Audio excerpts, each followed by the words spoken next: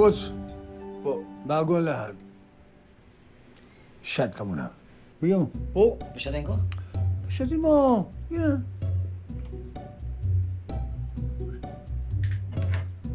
Ang palakas na loob. Ano masabi mo ang gusto mo sabihin sa akin? Napataas. O pare, sumat ka muna. Straight ha? Gusto mo yan? Sige, shot. Shot.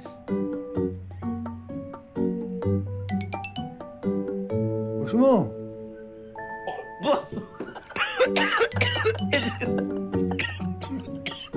Hindi naman ako umiinom naman doon.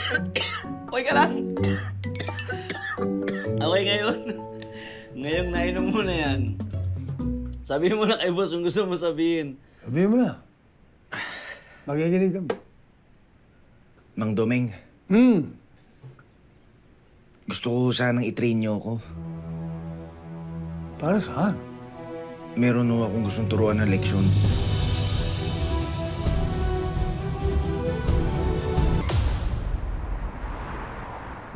Makmak, inayos ko na yung mga magiging latag at plano ko para sa'yo sa taon nito. Ha? Bibigyan kita ng mga makakalaban mo, hindi lang basta-basta. May mga pangalan din. We capitalize on your premium. Sabi mo, Makmak, ang boksingero ng masa. At dahil doon, lahat ng laban mo worth it. Okay? Matutupad mo ang pangarap mo, magbabago ang buhay mo. Sir Kaloy, bakit po ako? Of course, Makmak. Anak, magaling ka. May karisma ka pa. Nakikita ng mga tao, mabuting tao ka. Wala ka nang kailangan patunayan. Okay? You will be an asset to my state.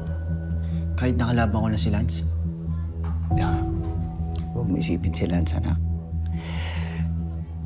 Matalinong tao naman si Lance eh. Naiintindihan niya na we're doing business kahit paano, di ba? So, ibig sabihin yan, okay to kay Lance?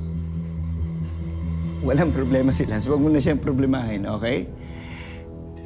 Going back, bibigyan kita ng monthly allowance at sisiguraduhin ko sa mga susunod mong fights. Kaya doon kakikita ng hundreds of thousands.